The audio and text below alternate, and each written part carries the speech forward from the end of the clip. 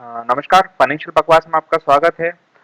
तो हम इस वीडियो में बात करेंगे कि बचत का कितना प्रतिशत आपको फिक्स रिटर्न में और कितना जोखिम वाले निवेश में करना चाहिए। Investment percentage in fix and risky returns instrument.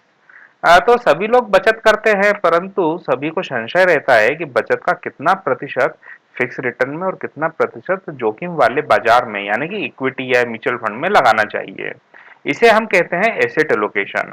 तो और सभी के लिए एसेट एलोकेशन जो होती है वो अलग अलग होती है। एसेट एलोकेशन निर्भर करता है कि आप किस उम्र से बचत शुरू कर रहे हैं, आपके निवेश करने के लक्ष्य क्या हैं, आप कितना जोखिम लेने की क्षमता रखते हैं, माने कितना आपका रिस्क एपिटाइट है, आप कितनी बचत कर सकते हैं, और बहुत सी बातें हैं जो एसेट एसेट एलोकेशन के लिए जरूरी हैं।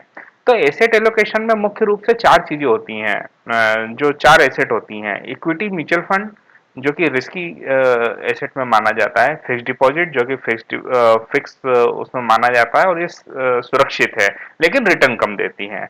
तो जिसमें जैसे कि इक्विटी म्यूचुअल फंड की बात करें, उसमें रिस्क ज्यादा है तो रिटर्न भी ज्यादा है।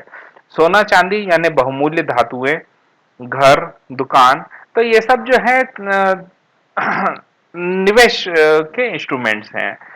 तो यहाँ यह भी जानना जरूरी है कि अगर निवेश अपने बचत के शुरुआती दिनों से ही कर रहे हैं, मतलब कि जब से नौकरी लगी तब से 22 या 25 साल की उम्र से, तो तुरंत ही आपका अधिकतम निवेश इक्विटी में होना चाहिए। मतलब कि लगभग 90% तक का निवेश आपका इक्विटीज में होना चाहिए और केवल 10% आपका फिक्स डिपॉजिट या बहुमूल्य धातु में होना चाहिए। निवेश में अनुशासन रहना चाहिए, यानी कि ऐसा ना हो कि जिस महीने आपकी इच्छा हुई उस महीने निवेश किया और बाकी के महीने में आपका पैसा आपके बचत खाते में ही पड़ा रहा, तो आपको उसका कोई फायदा नहीं मिलने वाला है। लक्ष्य, तो निवेश के प्रकार लक्ष्य पर पूर्णतया निर्भर करते हैं, इसलिए सबसे पहले आप अपने लक्ष्यों को निर्धारित करें। भले ही आप अपने लक्ष्यों को साफ साफ नहीं जानते हो कि कितनी रकम उस समय चाहिए, परंतु लक्ष्यों को ध्यान में रखकर निवेश की रणनीति बनाना हमेशा ही उचित उचित है। तो निवेश की गणना की शुरुआत के लिए साधारणतया हम औसतन उम्र 100 वर्ष मानते हैं और 35 वर्ष तक की उम्र तक लगभग निवेश का जो है 90% भाग इक्विटी में होना चाहिए, क्योंकि इस उम्र तक निवेशक जोखिम ले सकता है और 35 वर्ष के बाद धीरे धीरे अपने निवेश की को इक्विटी से घटाकर अन्य एसेट क्लास में लगाना चाहिए, क्योंकि उसके बाद में उसके पास में लाइबिलिटी हो जाती है और उसके पास में थोड़ा बहुत पैसा भी हो जाता है। यानी कि फिक्स डिपॉजिट या डेब्ट म्यूचुअल फंड जहां की बहुत ज्यादा जोखिम नहीं होता है।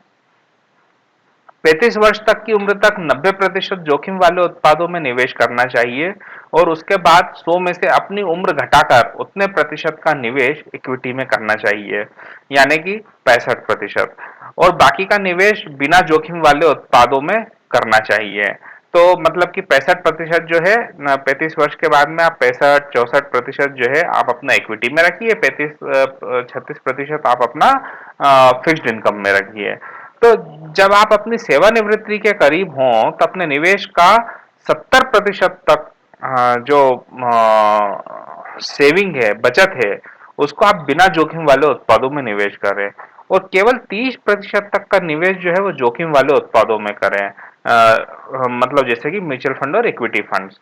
तो निवेश किसी भी प्रकार का हो, आप निवेश में नियमित रहें, चाहे आप म्यूचुअल फंड खरीद रहे हो या फिर इक्विटी या फिर फिक्स डिपॉजिट।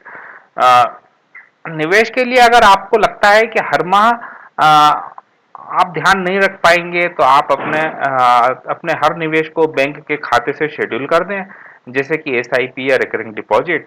हाँ, अगर शेयर बाजार यानी कि इक्विटी में निवेश करना चाहते हैं तो आपको खुद ही ध्यान रखकर अपने विश्लेषण किए गए शेयरों में निवेश करना चाहिए। जब भी आप निवेश को शेड्यूल करते हैं तो उन दिनांकों को ध्यान रखें कि आपके बैंक खाते में रकम जरूर हो, मतलब कि आपके यहाँ पर बैलेंस अवेलेबल होना चाहिए, नहीं तो आपके लिए उस माह का निवेश कम हो जाएगा। वर्ष में कम से कम 3 माह में एक बार अपने निवेश को जरूर ध्यान से देख लेना चाहिए। अगर लंबे समय से कोई वित्तीय उत्पाद अच्छा नहीं कर रहा है तो आप अपने निवेश को वहां से निकालकर किसी और उत्पाद या स्कीम में लगाएं। आप अपने निवेश को हमेशा अपनी एक डायरी में मेंटेन करें, या फिर अगर कंप्यूटर का उपयोग करते हैं तो एक्सेल का उपयोग करें और उसमें सारी इंफॉर्मेशन रखें।